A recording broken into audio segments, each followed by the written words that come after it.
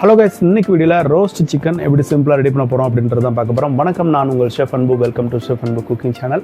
Video ஸ்கிப்பை நம்ம கடைசி வரைக்கும் பாருங்கள். அப்போ தான் என்ன பொருட்கள் சேர்க்குறோம் அப்படின்றது உங்களுக்கு தெளிவாக புரிய வரும். இன்றைக்கி நம்ம ரெடி பண்ண போகிறது ஏர் ஃப்ரையரில் தான் எப்படி ரோஸ்ட் சிக்கன் ரெடி பண்ண போகிறோம் அப்படின்றது தான் பார்க்க போகிறோம். இது ஒரு எலக்ட்ரிக் குக்கர்.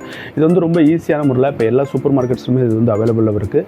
ஸோ இதில் நம்ம எப்படி ரெடி பண்ண போகிறோம் அப்படின்றது தான் இன்றைக்கி வீடியோவில் பார்க்க போகிறோம். ஸோ வாங்க இந்த ரோஸ்ட் சிக்கன் எப்படி சிம்பிளாக ரெடி பண்ண போகிறோம் அப்படின்றத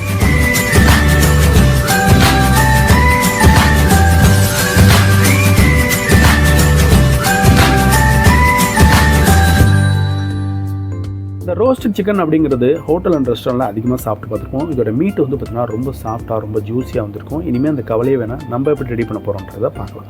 இதுக்கு தேவையான பொருட்கள்: 1 tablespoon dry oregano, 1 tablespoon paprika powder, 1 tablespoon dry thyme எடுத்துக்கலாம், 3 டேபிள் ஸ்பூன் எனக்கு தேவையானதுக்கு மிளகுத்தூள் அரைச்சது எடுத்துக்கலாம். ஸோ 2 டேபிள் ஸ்பூன் நம்ம கல்மன்சி எலுமிச்சம்பழம் ஜூஸ் ரொம்ப ஸ்ட்ராங்கானதை எடுத்து வச்சுக்கலாம். 4 டேபிள் ஸ்பூன் சோயா சாஸ் எடுத்துக்கலாம்.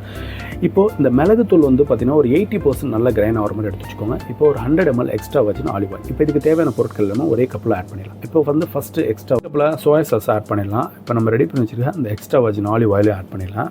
இது கூடயே நம்ம ரெடி பண்ணி வச்சுருக்க அந்த தைம் ஆட் பண்ணிடலாம். இது கூடயே நம்ம பாப்ரிக்கா பவுடரை ஆட் பண்ணிடலாம். இது கூடயே தேவையான அளவுக்கு பிங்க் சால்ட்டு, கார்லிக் பவுடரை இது கூட ஆட் பண்ணிடலாம்.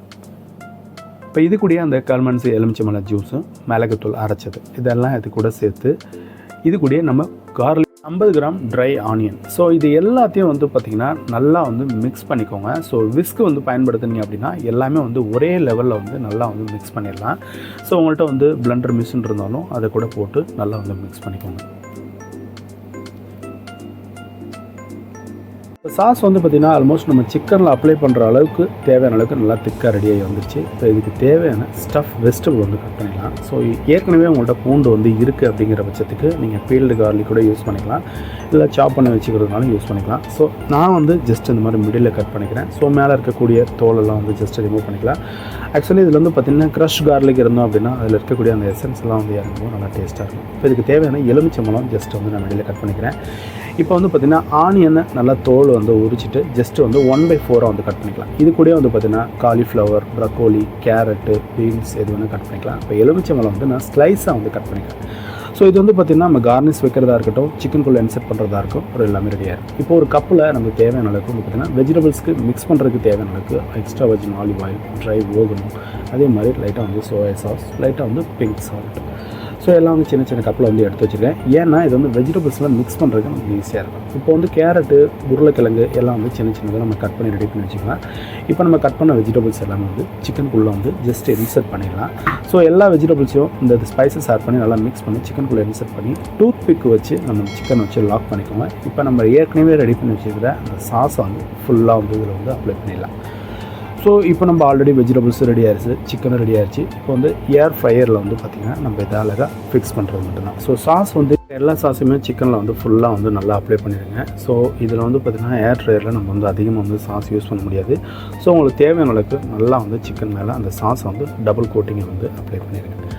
இப்போ இந்த வெஜிடபிள்ஸு, சிக்கன் எல்லாமே நம்ம ஏர் ட்ரையரில் செட் பண்ணிடலாம். இப்போ ஜஸ்ட் அந்த ஏர் ட்ரையரில் கீழே ஒரு ஸ்ட்ரெயினர் மாதிரி இருக்கும். அந்த ஸ்ட்ரெயினருக்கு மேலே அந்த சிக்கனை ஆட் பண்ணிக்கோங்க. இப்போ இந்த மேரினேட்டட் சிக்கனை ஏர் ஃப்ரையரில் அந்த ஸ்ட்ரெயினருக்கு மேலே வச்சுட்டு சைடில் வெஜிடபிள்ஸ் எல்லாமே ஆட் பண்ணிடுங்க. இப்போ ஜஸ்ட் ஏர் ஃப்ரையரில் இன்சர்ட் பண்ணி 160 டெம்பரேச்சரில் 30 மினிட்ஸ் ஸ்லோ ஃப்ளேமில் நல்லா வேக வச்சு எடுத்துக்கலாம். இப்போ ஸ்லோ ஃப்ளேமில் பார்த்திங்கன்னா சிக்கன் ரெடியாகி வந்துருச்சு. ஜஸ்ட் அதை எடுத்துகிட்டு ஜஸ்ட் ஃபுல்லாக அப்படியே ரொட்டேட் பண்ணிவிட்டு அதுக்கு மேலே நம்மள்ட்ட பேலன்ஸ் இருக்கக்கூடிய அந்த சாஸை ஜஸ்ட் பார்த்திங்கன்னா சிக்கனுக்கு அந்த டாப் மேலே ஜஸ்ட் இந்த மாதிரி அப்ளை பண்ணி விட்டுருங்க. ஸோ உங்களுக்கு எக்ஸ்ட்ரா சாஸ் வேணும் அப்படின்னா அதை அப்ளை பண்ணிக்கோங்க. ஸோ அதை ஆட் பண்ணிவிட்டு ஒரு 2 to 5 மினிட்ஸ் இன்னும் நல்லா குக் பண்ணி எடுத்துக்கலாம். இந்த சாஸ் நல்லா ட்ரை ஆகும்போது இன்னுமே சாப்பிட நல்லா சாஃப்டாக நல்லா டேஸ்டியாக இருக்கும். ஸோ இது இன்னும் ஒரு 5 மினிட்ஸ் நம்ம இன்செர்ட் பண்ணி எடுத்துடலாம். இப்போ பார்த்திங்கன்னா பர்ஃபெக்டான ரோஸ்டட் சிக்கன் ரெடி ஆகிடுச்சு. ஜஸ்ட்டு பிளேட்டில் ஆட் பண்ணிடலாம். இப்போ நம்ம அதுக்கு தேவையான சிக்கன், அதே மாதிரி வெஜிடபிள்ஸ் எல்லாமே பர்ஃபெக்டாக ரெடி ஆகிடுச்சு. இந்த வீடியோ உங்களுக்கு ரொம்ப பயனுள்ளதாக இருக்கும்னு நம்புகிறேன். இதே மாதிரி பயனுள்ள சமையல் குறிப்புகள், ஹோட்டல் தகவல் தெரிஞ்சுக்க மறந்துடாமல் ஃபாலோ அண்ட் சப்ஸ்கிரைப் பண்ணிக்கோங்க. இந்த வீடியோ பிடிச்சிருந்துச்சின்னா உங்கள் ஃப்ரெண்ட்ஸ் அண்ட் ஃபேமிலிக்கு ஷேர் பண்ணிக்கோங்க. மீண்டும் அடுத்த வீடியோவில் சந்திப்போம். நன்றி.